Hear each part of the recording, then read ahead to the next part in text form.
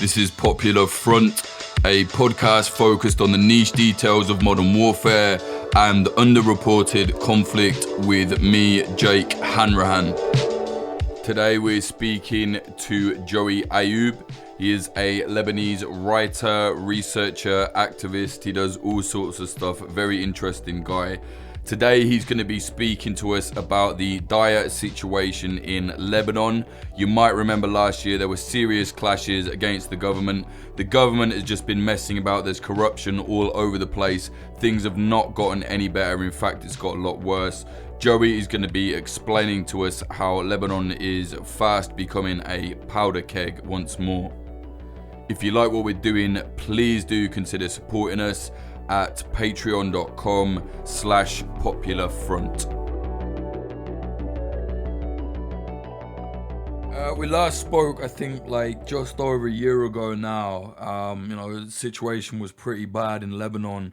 I understand not a lot has changed for the better. And I have seen recently, within the last month or so, there have been kind of renewed clashes, renewed protests. Maybe just give us an idea of, what the most immediate situation is right now for the people of Lebanon. Okay, well, not entirely sure where to start, to be honest. Well, one thing, again, I was listening to our conversation back then. It was like during the uprising, and I think Hariri had just resigned as prime minister. And I remember telling you basically, like, I don't actually know if he's really gone. And, lo and behold, as we're talking now, he is in line to reform government. It's basically like, a great powers game, but on a tiny scale, like not just on Lebanon scale, where they're all just fighting for power.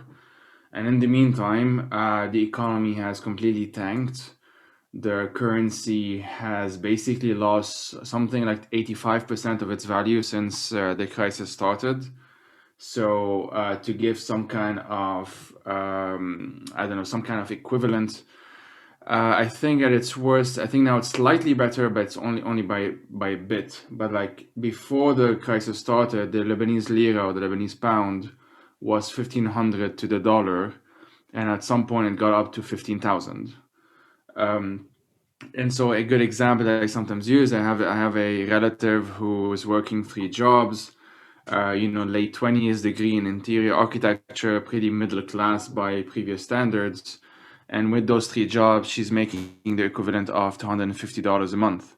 With 3 jobs combined? Yeah, with 3 jobs combined. And that went down during the worst day, where there was a kind of a very quick depreciation of the salary. That went down from $250 to $217, and then it went up slightly much, but I don't think that much. I don't think it went back up to $250. So like it's pretty extreme. It's pretty severe. And what's kind of worse about it all is that there is absolutely no plan as to what to do about it. Simply put, there's just no money. There's just no money in the banks. It's really that simple. Most of it is either like, in pockets as always, or has basically been siphoned out of, taken out of the country, essentially. And I was just reading now that this risk taking like over economies of regional governments as well. Like lots of people tend not to know this or forget this maybe, but a lot of the Syrian regime's money is also in Lebanon. And that's putting aside the kind of even the Kurdistan regional government has oil money in Lebanon, because Lebanon is supposed to be the banking hub of the region. That's sort of its thing. That's part of the crisis, because we don't actually produce much else.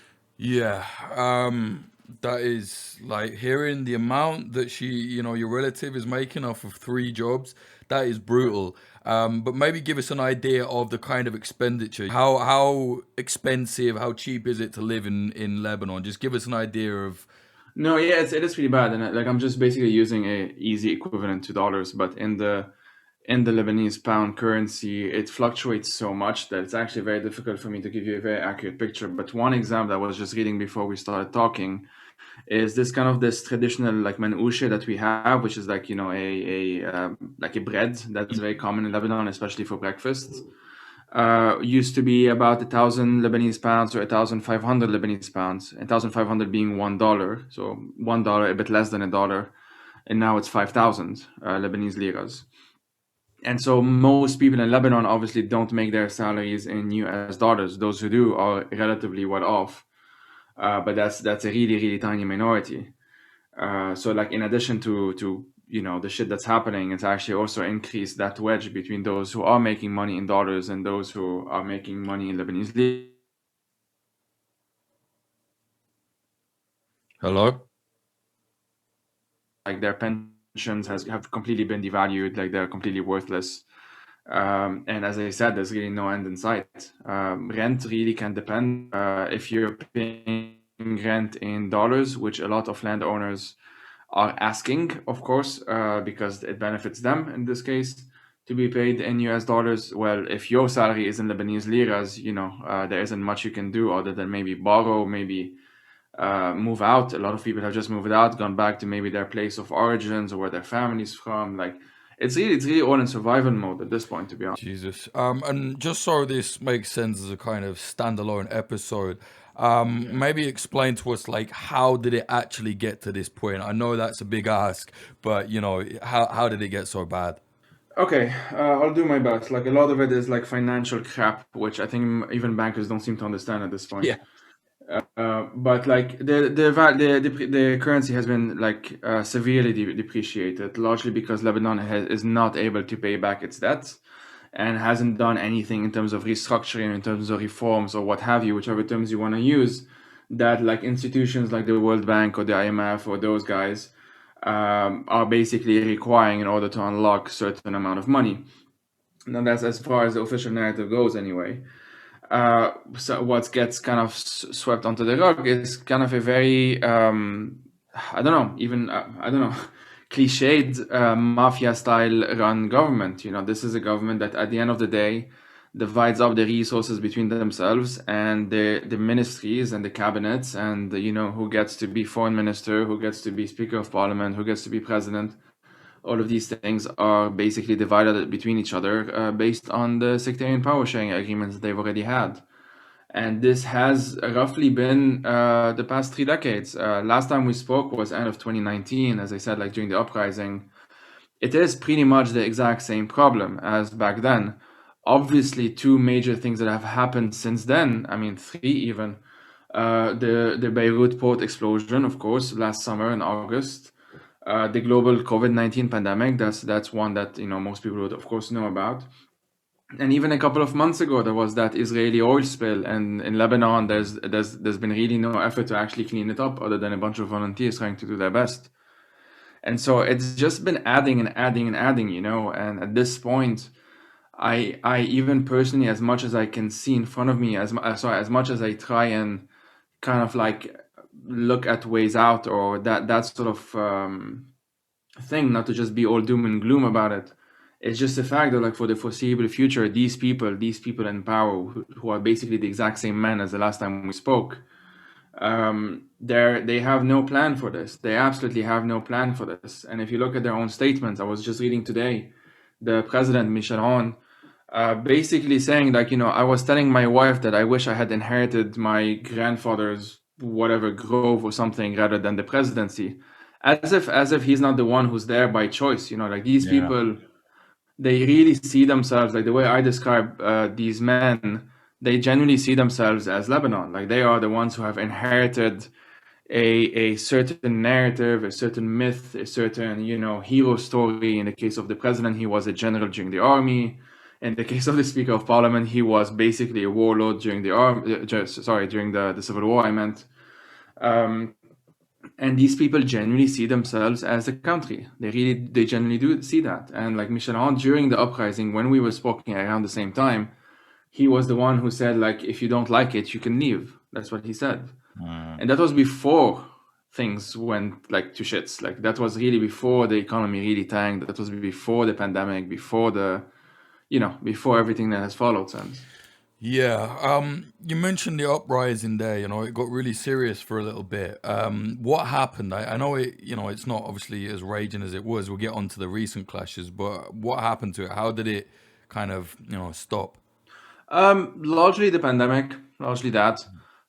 It was in the early days, like the uprising, for those who don't know, started in like October 2019. And by the time the news of the pandemic really started like terrifying everyone, which was what, around January, February 2020, That kind of coincided with the protests having like sort of already losing steam.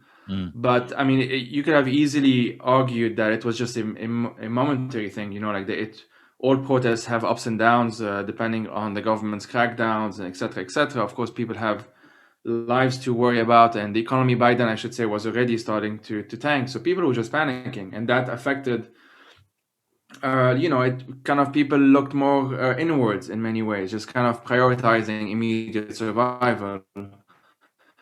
But it was easy to predict that this was all temporary, and at some point, especially given that the economy would continue to decline as it has been since then, that you will have waves of ups and downs. But not a lot of people could have predicted a pandemic, let alone the port explosion. Yeah, no, that is true. Recently, there have been some clashes. I saw some photos the other day. Someone had kind of set up like a makeshift checkpoint. There was some flames, burning tires. And I've spoken to friends there that said, like, things are kind of moving a little bit again. How is that going? You think the protests are going to come back?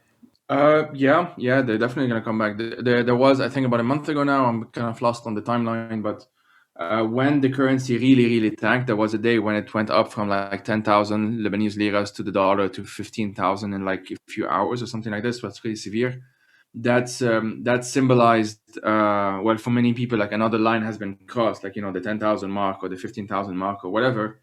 And that, rather symbolically was very powerful, and it led lots of people to go down to the streets. And indeed, we did have dozens. If I actually don't know if anyone actually counted the checkpoints, it was really in the dozens, possibly more than 100, more than that, and that was throughout the country. You had checkpoints in the south, in the north, in Beirut, in the mountains, and in the valley, in the Ba'a Valley, or Bekaa in English, in eastern Lebanon. Those were everywhere. And whether they would happen again, I mean, there's like zero doubt about it. There's absolutely no doubt that this is going to happen. There's no plan, man. There's absolutely nothing else that can be done at this point other than taking to the streets and forcing them out in one way or another, begging for some kind of intermediary government, which is a pretty tricky thing, by the way. It's one of the weaknesses of the protest movement, I think. But like even like early elections and having to actually compete with the same people who have been winning the same elections because the game is rigged for them. It's a pretty difficult task to deal with the immediacy of, let's say, political organizing, while at the same time being worried about, I mean, putting aside even the pandemic, just being worried about like your salary being worth nothing now, and having to think about leaving the flat you're in or moving in with someone else. And I've lost count of how many people I know that they were in a place and they just decided to leave because there's no point pretending that they can afford the rent, and so they went back to their folks' home, or they went back to that sort of thing, basically. But I do think the protests are going to happen again. It's just inevitable at this point. Yeah, I didn't realize the checkpoints were that widespread, actually. What was the purpose of the checkpoints exactly? I know, obviously, there's no militia or anything like that. It's protest movement. But why were they doing it? It's more like it's just road blocking more than checkpoints. It's just like burning tires and shit. And the idea is to just, during the initial wave of the uprising, if you want, it was to actually stop the economy, because that's the only way that this would hurt them. But obviously, since then, like the economy has been tanking anyway, so it's not really that. It's just in a sense like, what else can they do? All of the actual sites of government, or at least the main ones, like the Parliament Square, which is a literal like square, and so it's easy to be guarded around, and the soldiers are there all the time, so it's really difficult to get into, and they've actually walled it off as well. The Prime Minister's seat, the Serai, the Baabda Palace, so the presidential palace, which is not in Beirut, it's near Beirut. All of these things are heavily, heavily armed and heavily manned, and so it's very difficult for protesters to actually get in there. And so the alternative is basically shut things down as much as they can, really. I would honestly describe it as a cry of desperation more than an organized tactic at this point. Right, just try and disrupt it, like to get some kind of message across, right? Yes. I also saw, I think it was, or I don't know, maybe the start of this year, the end of last year, there were quite serious clashes between tribal families, in different parts of Lebanon outside of Beirut. They seem particularly bad. What was going on with all that? Yeah, it's as you said, it was travel rivalries. Thankfully, they don't happen as much anymore in the country, but it does happen, especially in the poor areas in the north and in the east. I actually can't remember the one you're mentioning specifically where it was, but I do believe it was in the north. I could be mistaken about that. Right, it wasn't anything to do with the protest, though. No, it was there's a number of them, so it depends which one we're talking about. It's very common. So putting that one aside, which was more of like an internal matter, there's also the fact that the situation that is worsening in general is, is worsening all of these factors at the same time. So if you're already in a desperate situation, then it might be easier for you to be pushed in a certain direction, if you see what I mean. The more important one politically, if you want, is just the fact that the main ruling parties, which are at this point largely like the Free Patriotic Movement, which is the president's party, the Amal movement, which is the Speaker of Parliament's party, obviously Hezbollah, and the Future movement, which is Hariri's party, haven't basically just like only talking to one another to find a way to make this work for them in terms of the deals that they want. Like, I think, if I'm not mistaken, I mean, I honestly, I kind of lose track of what the latest deals are because they change it every single day. I was checking just before we spoke, just to make sure I'm actually updated since yesterday. But like, one of them wants to have enough MPs in parliament because he wants the veto vote, or enough ministers, I mean. And the other one said, no, you can't have that. And so they're fighting it out. And in the meantime, the entire country is essentially collapsing. My main fear right now is sort of, I don't know if it was with you last time we spoke, but I said like I am worried about sectarian clashes. And that's still a reality. The only reason why I think it won't happen anytime soon is that the main sectarian parties are actually the ones that are in government together at this point.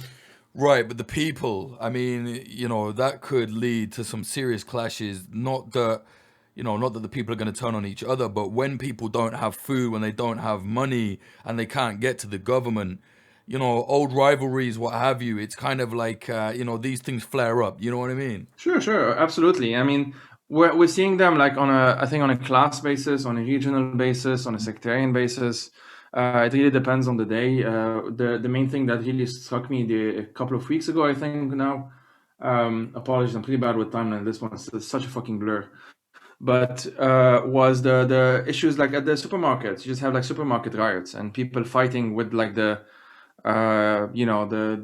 seller, the people, the cashiers, and people selling the vegetables and stuff like that. And you do have a number of these. I don't think they're as common as, like, it looks very scary, especially if there's a video and it's easy to kind of, say, well, everything's going to chaos in Lebanon. And I mean, that is the prevailing sentiment. I'm not saying like it's just a media fabrication, but it's easy to forget that at the end of the day, most of the initiatives are popping up, like people just supporting one another, just like mutual aid kind of situations.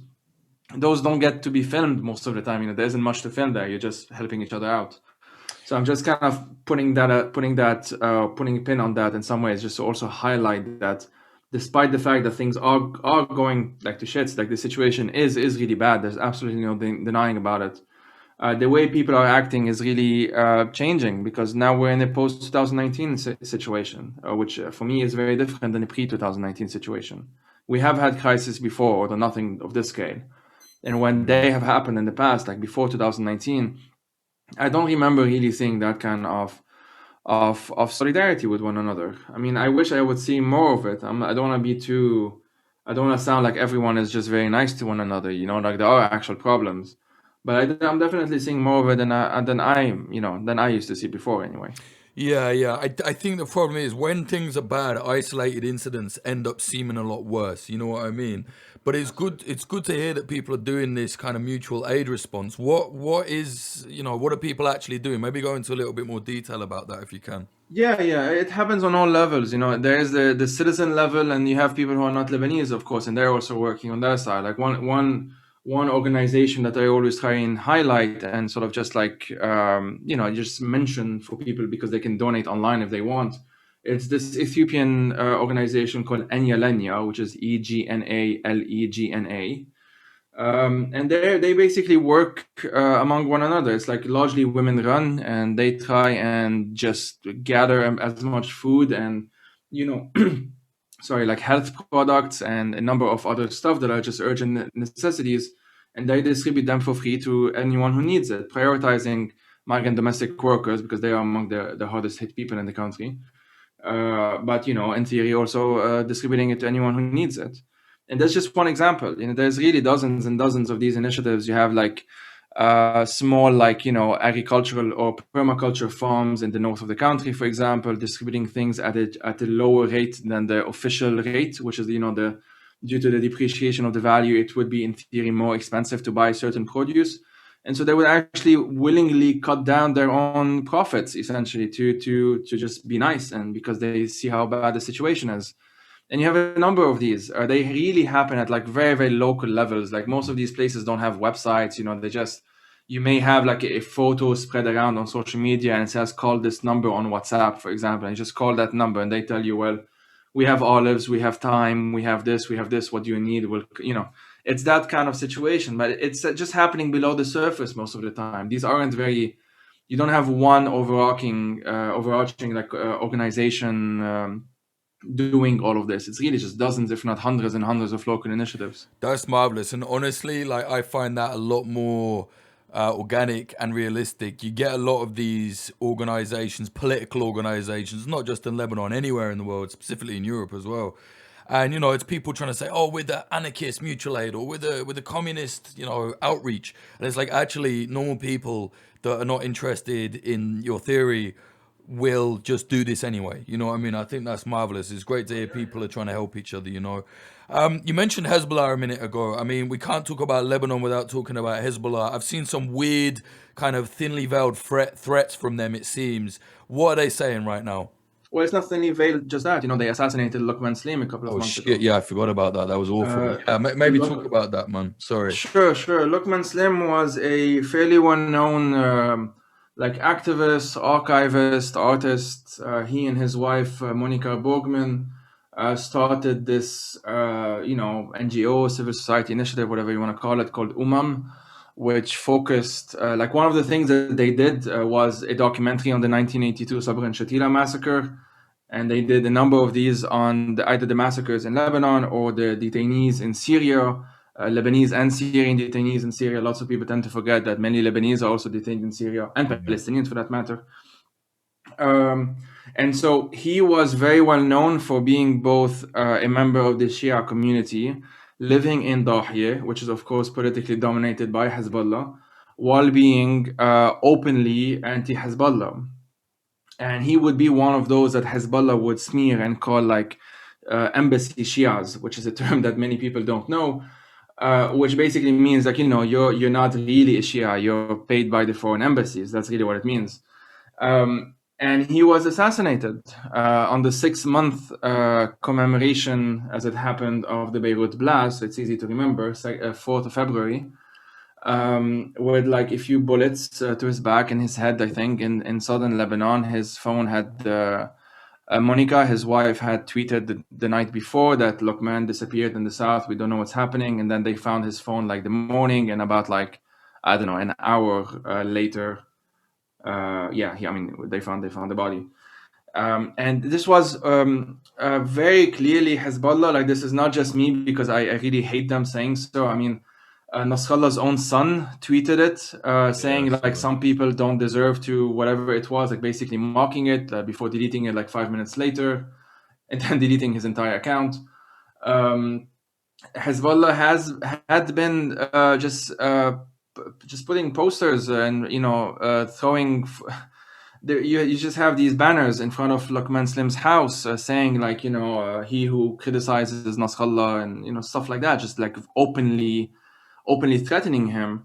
And he himself had published a number of statements like in the months even before his assassination, saying that if I'm ever assassinated, I am blaming Hassan Nasrallah and Nabi Hibiri being the leader of Amal. And his sister said that this is Hezbollah. His mom said that this is Hezbollah. I don't know anyone who's not saying that this is Hezbollah. This is it doesn't get more obvious than that. So yeah, the threats have been getting more severe. They have shown their teeth, if you want to use that metaphor. I have myself basically decided to go in exile since Luqman Slim's assassination.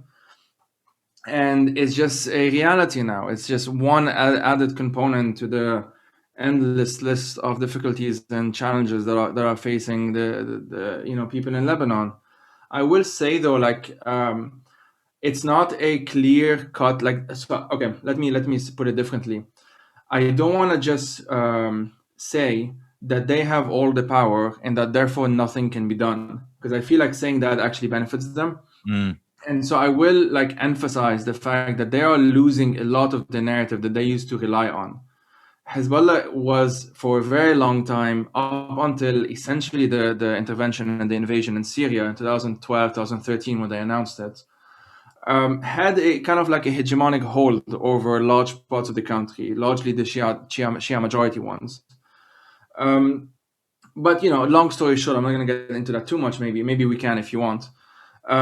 But they have been losing that since around 2013, because in 2013, for the first time that they have ever experienced, they had to start justifying themselves, because it wasn't as clear cut for even their supporters as to why Hezbollah men were dying in Syria, compared to, they were dying resisting Israel. That's a much easier narrative in Lebanon. Right. Compared to they were dying for one of the two military occupiers of Lebanon, or former military occupiers of Lebanon, in defense of a regime that is deeply, deeply unpopular in Lebanon, even among supporters, let's say, of that alliance, like either the Hezbollah or their party, or their allies, like the Free Patriotic Movement or the Amal movement.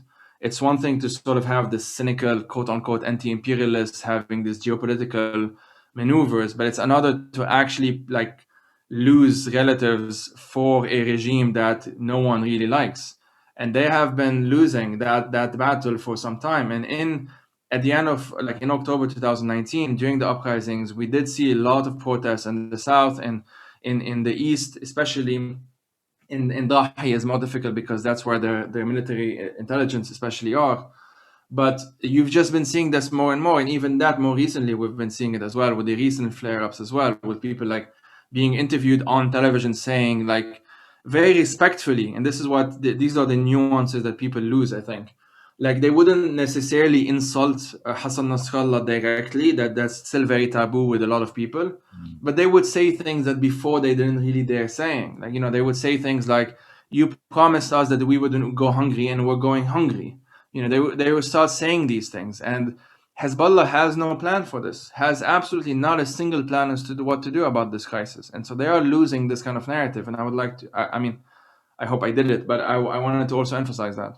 Yeah, why are they though? Why is this happening for them? Because previously, they would do the things where they would feed the poor people, to get whatever, to make people like them and get support in the neighborhoods. Why is it now they're not able to do that? Because surely they're not short of money. Or is it just Syria? Like, Syria has fucked them. Yeah, it's Syria, it's Yeah. Iraq. The uprising in Iraq happened at the same Okay. time as in Lebanon.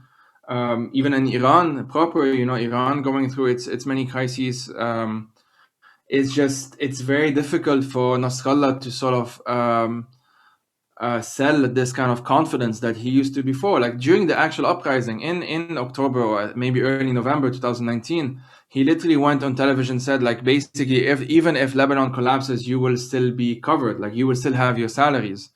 And so I think a lot of people miss that, and like what that said to me, and I mean, I think rightly so, I think this has been like proven since then, is that he started, or like Hezbollah in general, started feeling the need to actually remind their own supporters that even if things are getting bad, we will try and take care of you. But they had no plan as to what to do about a pandemic. I mean, they were even partly blamed for the pandemic in Lebanon just because a lot of the early cases came from Iran. As you know, Iran went through a pretty severe COVID crisis at the time in early 2020.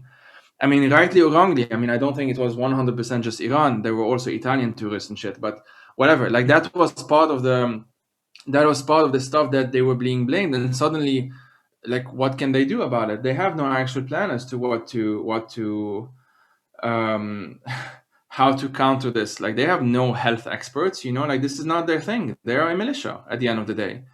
And their own ministers, like the minister of, I hope I'm not getting these specific ministries wrong, because they change all the fucking time. But I think the minister of health was or is a Hezbollah minister or Amal, if not Hezbollah, then their ally. and the person was partying in the bar with like 200 men carrying him and stuff in the middle of of like social distancing measures and all of that. Like none of this looks good. Like none of this looks good. And the fact that when the port explosion happened, some like fingers were starting to be pointed, if not at them directly, but at least indirectly at them. Not that they were the ones that caused it. We know that it was an accident, but no one fully understands why these chemicals were there in the first place. And then we had some investigations that started popping up, because of course no official investigation is going to lead anywhere. But some journalists started digging up, and there are some suspicions. I'm gonna be objective and say that this hasn't been proven, but some suspicions, at least linking indirectly the Assad regime, or like some businessmen linked to Russia and the Assad regime. And then the entire story, like they have nothing to do about, like they have nothing to respond to. People tend to forget maybe that Nasrallah's first thing that he said after the port explosion is to say that Hezbollah doesn't know anything about the port of Beirut, and that we know the port of Haifa more than we know the port of Beirut. I mean, even during the worst moment of Lebanese history that we can even think of, the only thing they can think about is talk about Israel. Yeah. Like at some point, this shit just doesn't work anymore, and I think that's what we're seeing right now. That is interesting, because that's basically their power base, right? To just constantly say it's Israel, it's Israel. But it sounds to me like you're saying even Hezbollah supporters, not just the youth in Beirut, but like, nationwide Hezbollah supporters, it sounds like they're kind of, I don't know, they're tired of their shit, would you say? I mean, I never know if it's a majority. It's not like they do these polls, but Yeah. it's definitely way more than before. And those are the ones that you would actually see on the streets. And the nuances is what matters here, because most of the time they wouldn't necessarily, at least not publicly, insult like Hassan Nasrallah himself, but they will say things like, I support the resistance, but, they would say these things like, I support the movement broadly defined, but I don't support the specific party. I don't support the specific ministers, the specific MPs. And it's that kind of internal dissent, if you want, that for Hezbollah is so much worse than anything that someone like me can say. Like, it doesn't matter what I say really to them. I've been anti them for a long time, and it's not that big of a deal. Someone who's more important, and hence why they killed him off, is Luqman Slim, someone from within the community who was openly pro-Palestine, openly anti-Assad, openly anti-Hezbollah. And Hezbollah doesn't like that combination. They need people who are pro-Assad and maybe call themselves pro-Palestine and, of course, pro-Hezbollah.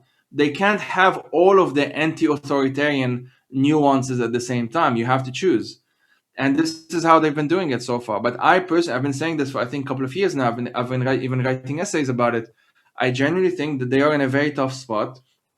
And more importantly, I mean, they've been in tough spots before, but more importantly, they just don't know what to do about it right now, because the threat is internal, it's structural, is long-term, is boring. It's like structural reforms and getting rid of sectarianism and corruption. And, what does a militia know what to do about this? Like, this is just not their thing. And so, unfortunately, what this has meant for the Lebanese state, for the Lebanese people, or for people in Lebanon, it's not just the Lebanese, but it's meant that Hezbollah especially has been the primary defender, the primary guardian of this extremely corrupt status quo. They are the main reason why Hariri is back. They are the main reason why, like, they are the ones that did not want to get rid of him in the first place, where on the streets he was being called by name to remove him. And they are the reason why all of this current coalition even exists in the first place. Not just them, of course. Amal and the Free Patriotic Movement are pretty big deals, but they are the strongest one. And so it is fair to point it at them as well.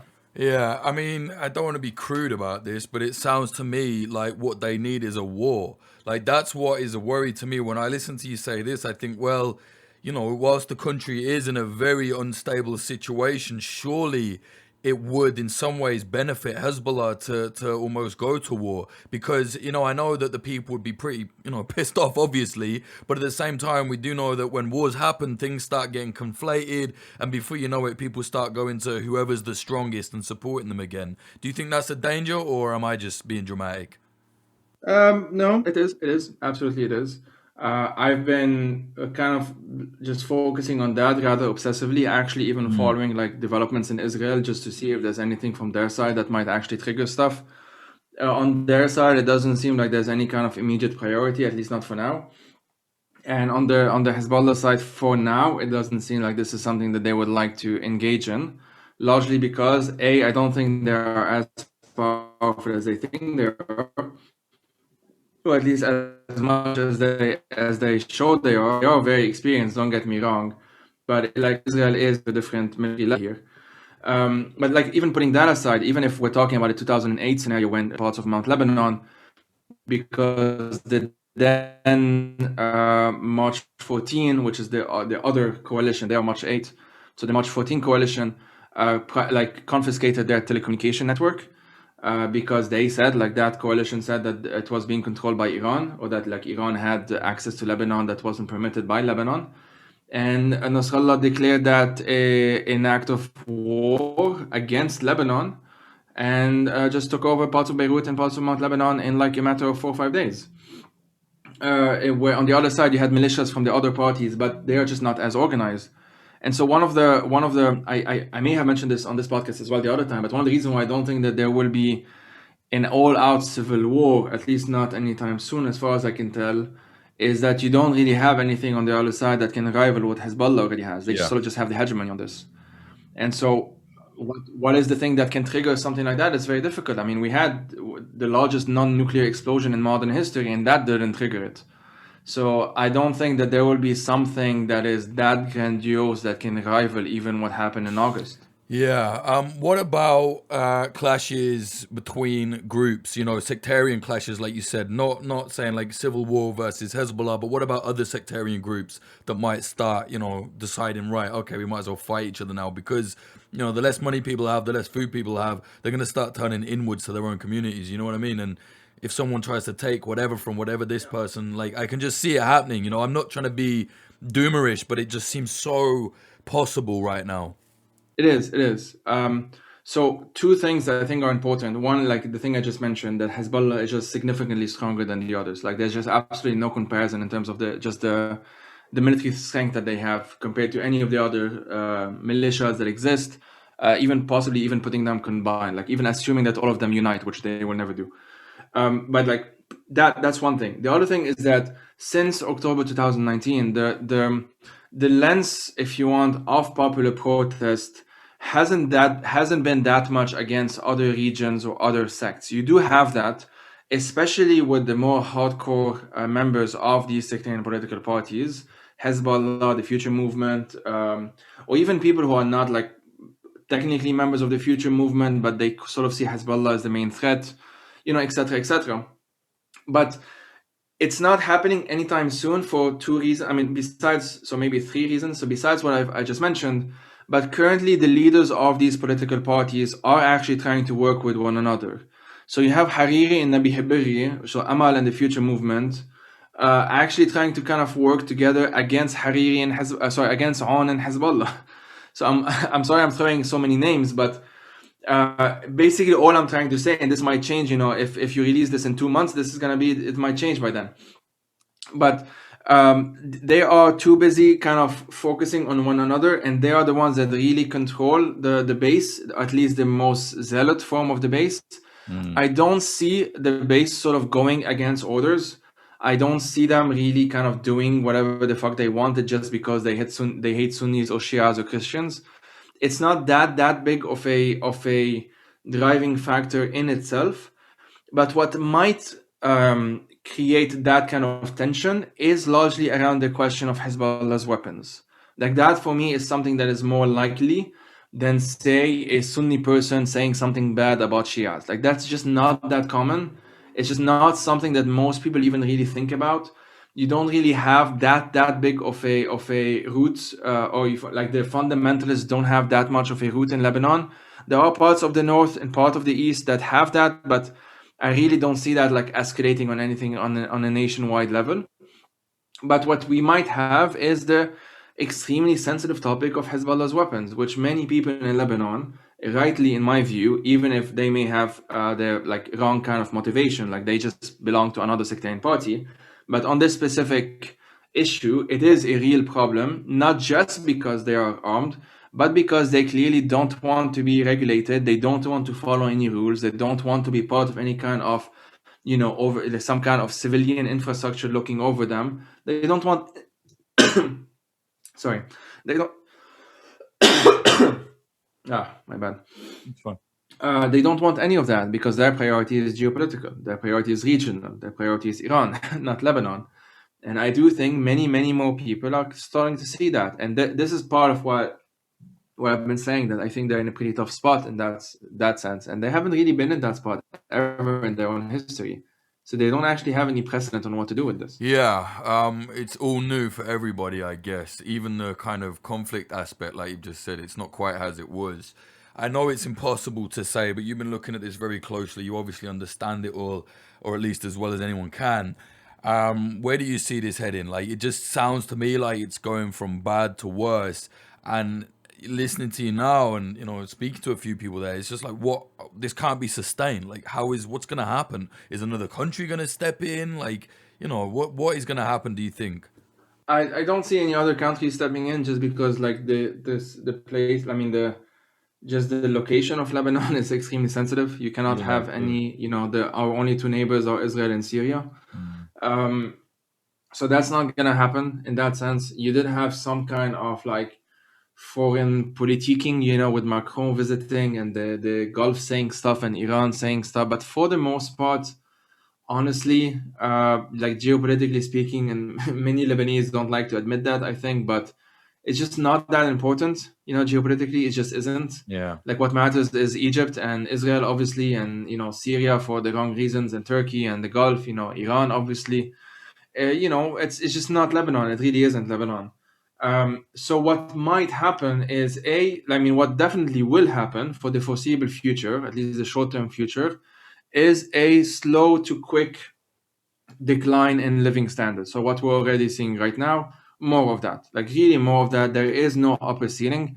The currency is what people sort of follow, obviously, because that's where that's what their savings are. That's their salary. That's the really basic monthly stuff. Lebanon has no universal healthcare.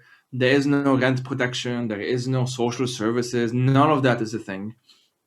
So what is possible is sort of the stuff that we've been seeing in the past few weeks. So to give one example, Hariri donated from his own money, or his party's money, I don't know, but he bought a bunch of vaccines and he donated them to one of the regions in the north where he wants the votes. And so that's sort of what their thinking is, basically the same as always. The question for me is, next year we're supposed to have elections. I don't know if they will actually happen because they have been postponed in the past. People tend to forget that the recent election was the first one in almost a decade because the parliament kept on illegally, I should say, postponing their own term 3 or 4 times, I think. So if assuming these elections do happen, I do think a lot more people will now look at alternatives to vote for. The question is whether these alternatives will actually pop up or not. I think probably, just because I see the anger kind of manifesting itself in that direction.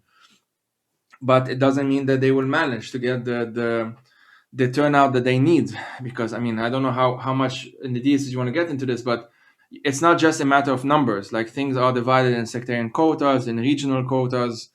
You don't actually vote where you live. For example, I vote legally where my family is technically originally from and not where my family actually lives.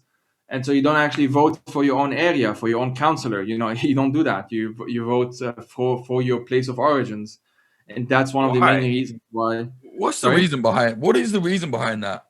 Oh, it's sectarianism. It's just that Really? it's a certain region has X percentage of Christians or X percentage of Shias and Sunnis. That's what it is on the books. That may not be the case in reality. That's the thing. In reality, some areas are more diverse than what's on the books, if you see what I mean. Yeah. And so if they recognize that, well, no, actually, we have X% more of this sect or that sect, they will have to then recalculate the number of seats in parliament and that sort of thing. And it's the same reason why Lebanon hasn't had a census in its entire history, like since the 1930s. Because as soon as you bring up the question of how many Christians actually are in Lebanon, how many Shias actually are in Lebanon, that Sunnis, Druze, etc., that's extremely sensitive, because that is equal to what are these political leaders, what kind of power they are entitled to. And so if the Free Patriotic Movement, which is Christian dominated, says stuff like, no, we are 40% or whatever number they give, therefore this justifies that we get this and we get that. It's for the same reason that up until recently, the number of Palestinian refugees in Lebanon was always bloated, because they would always, like, the Lebanese politicians would always say things like, we cannot absorb. They would always use the number of 500,000 or something. But the only census that was done, which was I think like a couple of years ago, showed that I think a little over 200,000 or something like this. People can look that up. That was a couple of years ago. And that's a pretty big difference. And the reason why they would stick to the 500,000 is that most Palestinians are Sunnis. And so this is something that's very easy for especially the sectarian Christians to use as a card, as a political card. And, if Hariri, who is a Sunni himself, says like, no, there should be more rights for them because, from his perspective, that means more Sunni votes, then you'll have the Christians that say, no, we don't want that because then, we will be losing votes. It's a game. At the end of the day, that's what a power sharing agreement, emphasis on the agreement, that's what it implies. They have to agree on this, and that's how it works.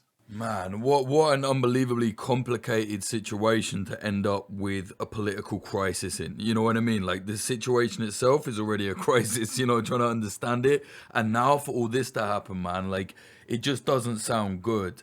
Are people leaving the country at the moment? Has it got to that stage where people are just like, right, I'm out of here? Yeah, I mean, due to the pandemic, it's not happening, but Yeah. you have lots of waves of people leaving. A prime destination is Canada due to the immigration system there. My sister is applying to Canada. Like a number of my best friends are applying to Canada. Lots of folks are. A number of people who were accepted for their PhDs, for example, that I know, their masters or even their undergrads. For 2020, most of them postponed it to 2021 due to the pandemic, because in 2020 most of the borders shut down. So those folks will be leaving, when fall semester starts, which is in a few months, 6 months or so. You're going to have a lot of essentially brain drains happening, and then it depends on the countries on the receiving end whether they are being quote unquote smart about this or not. I don't think they are, to be honest. But I mean, you will have these waves of immigration happening. And unfortunately, they join like a very long history of Lebanese immigration. That's why our diaspora is so massive. Yeah. There's like an estimated 20 million Lebanese outside of Lebanon and 4 to 5 million inside of Lebanon. And so an entire part of the economy of Lebanon, other than its corrupt financial system, the reason why Lebanon is called the Switzerland of the Middle East isn't its pretty mountains, it's its banking secrecy laws. Or was called that. It was just that, and the remittances that people would send back, the diaspora would send back to their family and stuff, and the tourism. So you don't have tourism, you don't have the remittances due to the banking crisis, and the banking crisis itself, therefore you don't have the banking sector either.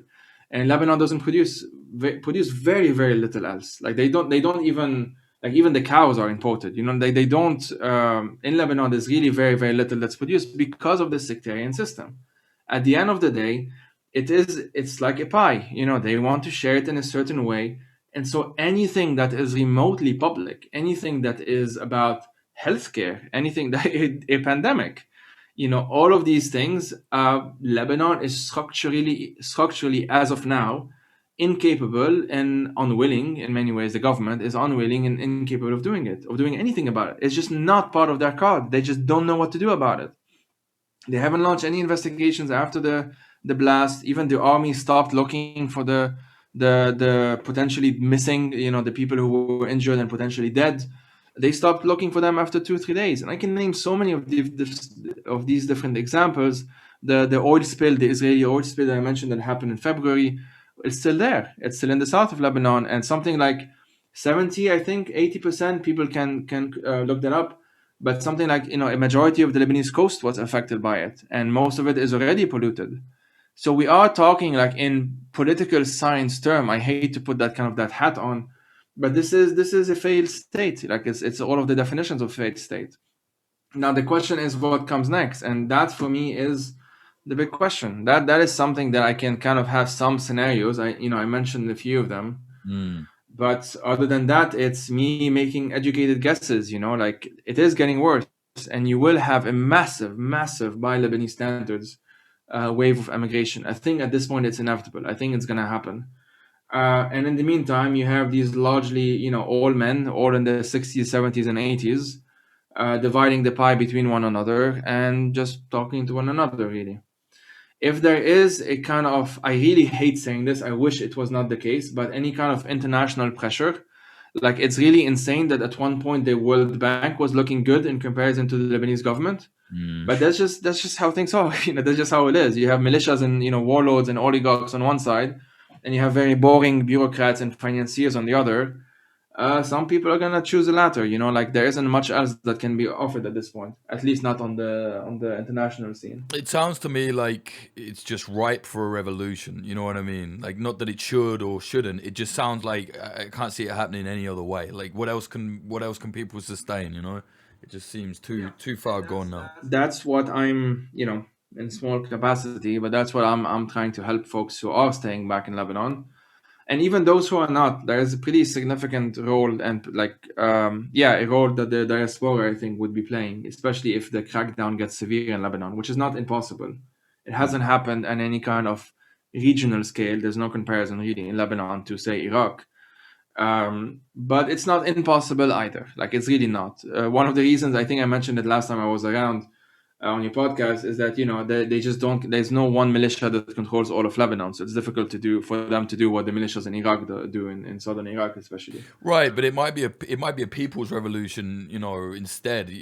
Whereas, like a more organic revolution, I guess it sounds like, where people just go, right, we're storming the place, everybody's gone. I mean, the security forces have been killing anyone that kind of tries to get close, though, right? Not many killed, not many murders.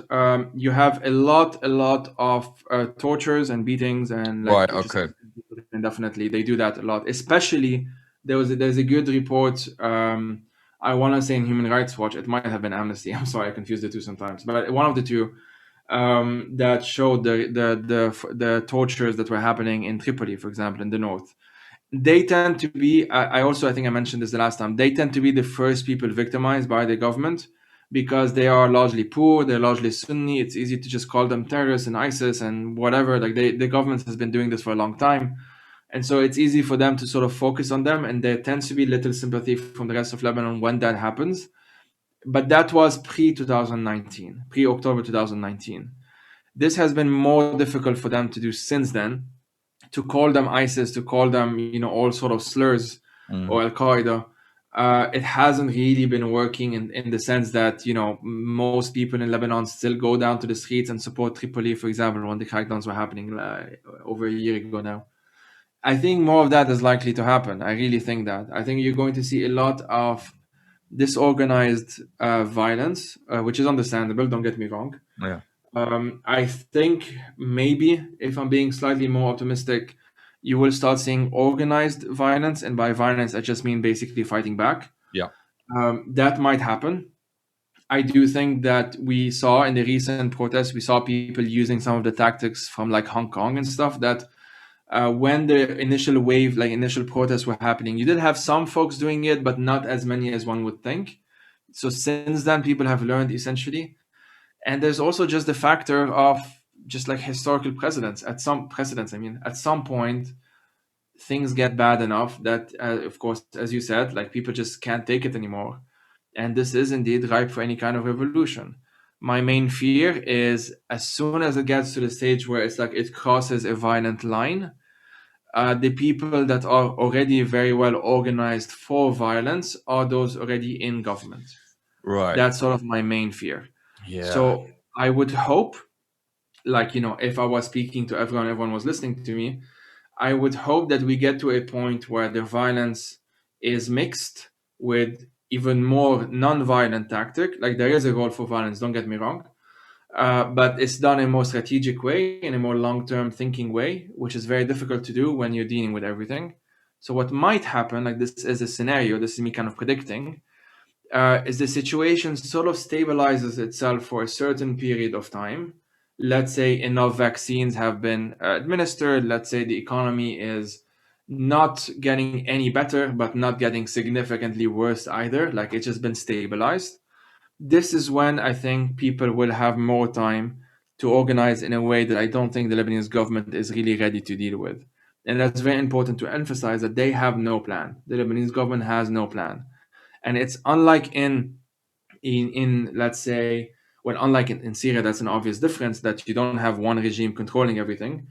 But even unlike in Iraq, where you have multiple militias that are very strong, in Lebanon you only have one that is very strong. And I don't see it being able to sort of exert the kind of power and terror, essentially, that Hashd al-Shabi, the Popular Mobilization Front in Iraq, is able to exert. And so I do think that if we're looking at it from this kind of like strategic point of view, if you want, I don't see that the government is able to really do more than what it is currently doing. And if they do escalate, I think it's fair to predict that people will become more and more violent towards them.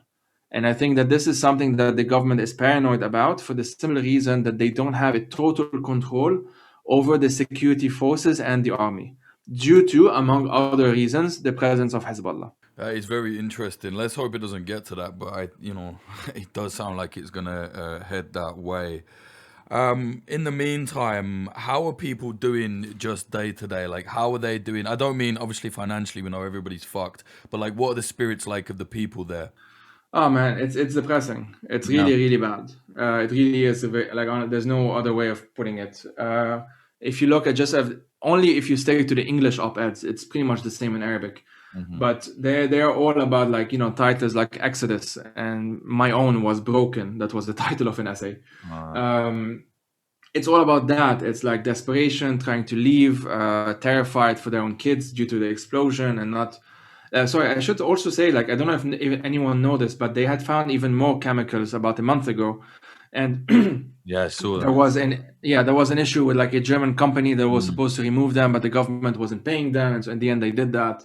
But that that was another trigger essentially for people who lived through the explosion, which is pretty much most people, because Beirut has 1 million people living there, or in and around Beirut.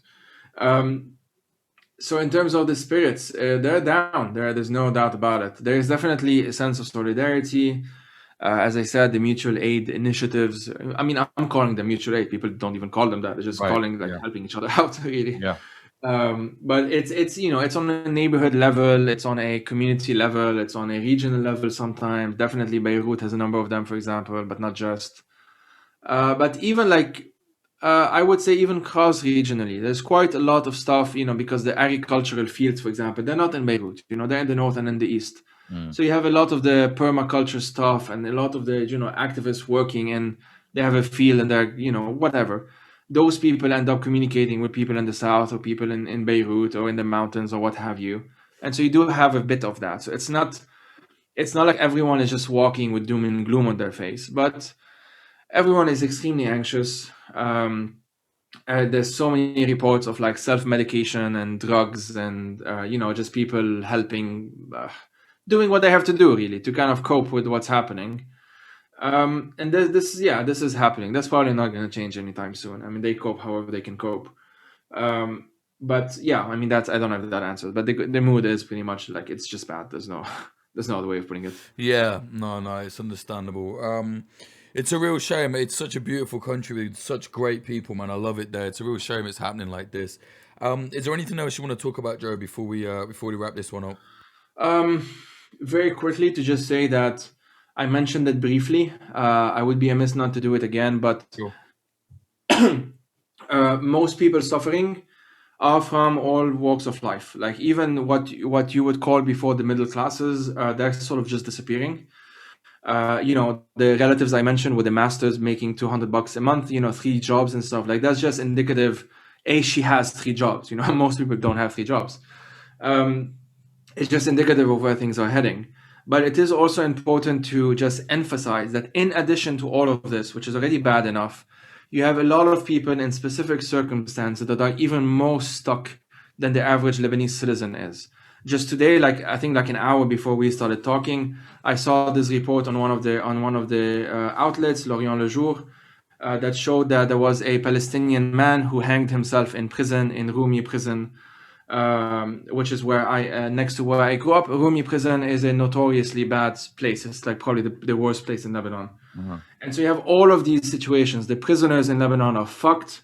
They're getting absolutely no kind of decent treatment whatsoever, let alone any kind of actual accountability or justice. Most of these are just waiting there for their trials to actually happen, and they can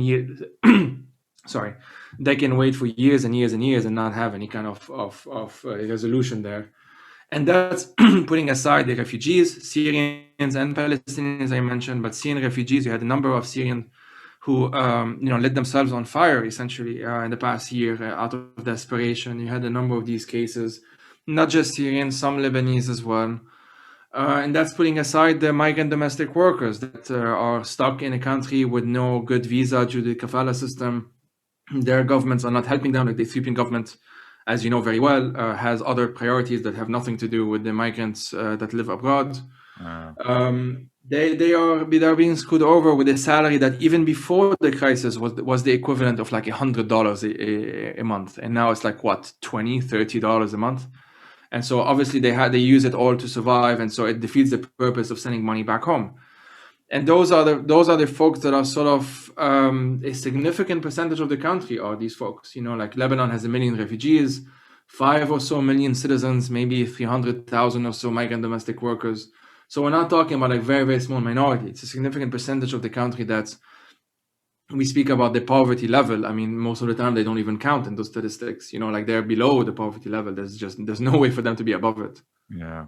So it's just to emphasize that it's multidimensional, And the Enya Lenya group that I mentioned, just to re-mention it again, are one of many. You have the anti-racism movement, which runs the migrant community centers that I used to volunteer in, and other such groups. It's not just migrants, of course, but they're just the ones I like to highlight. They are doing the sort of work that no one else really is doing, and that's why I always encourage anyone to support if they can afford to do these things, honestly, because that's one way that with the money that you would send is actually useful. Yeah, it's terrible, man. Thank you very much for coming on, explaining it all again. I know it's miserable, but I think everybody needs to know. Thanks again for that, man. Where can people keep up to date with your work? I know you got a podcast, I think you got Substack now as well. Like, direct everybody to your stuff. Yeah, I don't have Substack, but I have a podcast. It's called The Far East Times. Sorry. Where I got that from. So yeah, my podcast is The Far East Times. I do have a newsletter. That's probably what you're thinking of. Yeah. It's on my blog, like Hummus for Thought. That used to be my blog, and now it's just a newsletter, a monthly one. I do update on Lebanon, but not just. It's just like rants and reflections that I don't want to waste on social media, and so I put it in a monthly newsletter. Okay. I am on Twitter. It's just my first name and last name. I try not to be that active on Twitter anymore, to be honest. It's very depressing, but I am there. And when things are happening in Lebanon, I tend to update there as well. So that's one way people can stay in touch if they want. Thank you very much, mate. Appreciate that. Thanks, Jake. Thanks for having me again. Thanks. That was writer and activist Joey Ayoub talking to us about the sad situation in Lebanon and how it could very easily boil over into violence. Let's hope that doesn't happen. Good luck to everybody in Lebanon. I know the situation is bad right now. I've been talking to a few friends out there. It's really, really not good.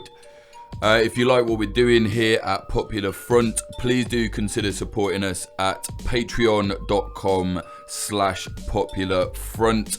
You can get bonus episodes, narrated articles, access to the community Discord, episodes before everybody else, early access to documentaries, your name in the credits of our documentaries or on the podcast episodes. There's all sorts there.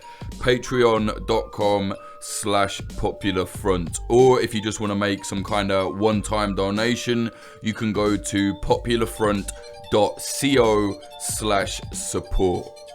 Thank you to our sponsors. This episode was sponsored by Oracle Coffee Shop in Portland, Oregon, USA.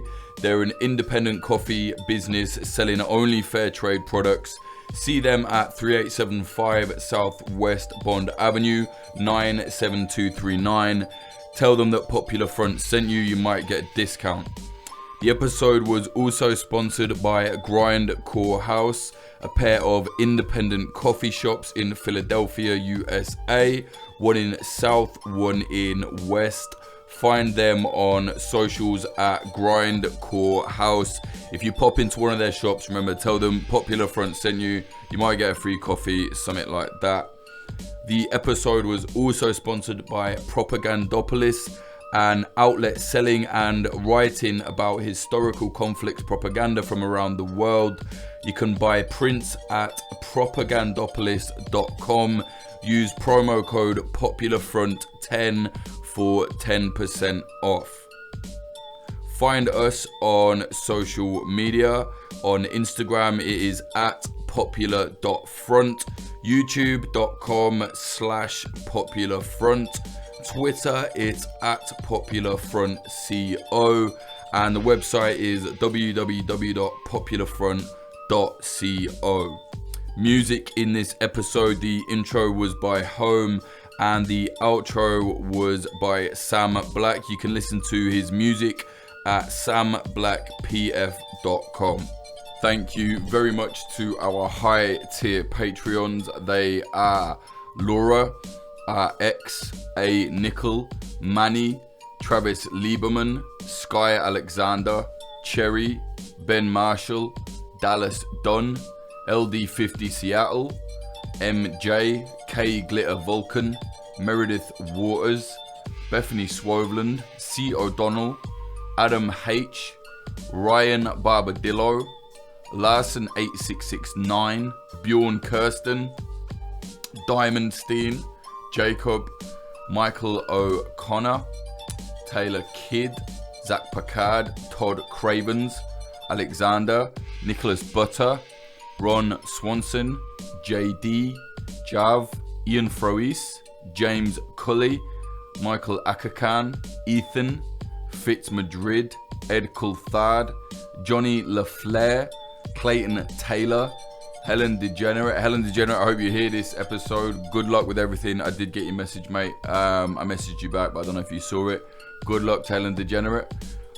Mike Barone, Ben Kroc, Liam Williams, Chris Cusimano, Degenerate Zero Alpha, Jojo Arani, DR, Trey Nance, Amy R, Rubicon, Frank Austin, Amelia Me, Nawaiz, Christina Rivetti, Freya Northman, Ali Hunter, Moody Al Rashid, Bill Wilson, Andrew Hurley, Vida Provost, Brian McLaughlin, Tom Lochrin, Young Wasabi, Tony Bin, Adam Bergsnyder, JL, Sebastian, Stephen Davila, Anthony Kabarak, Dan Dunham, Fletcher Tate, Chad Walker, Diana Gorvanek, Lawrence Abrahams, Peter McCormack from What Bitcoin Did, Emily Molly, Axel Iverson, Christopher Martin, Ryan Sandercock, and Moritz Zumbul. Thank you all very much. Remember, if you want to support Popular Front, go to patreon.com/popularfront.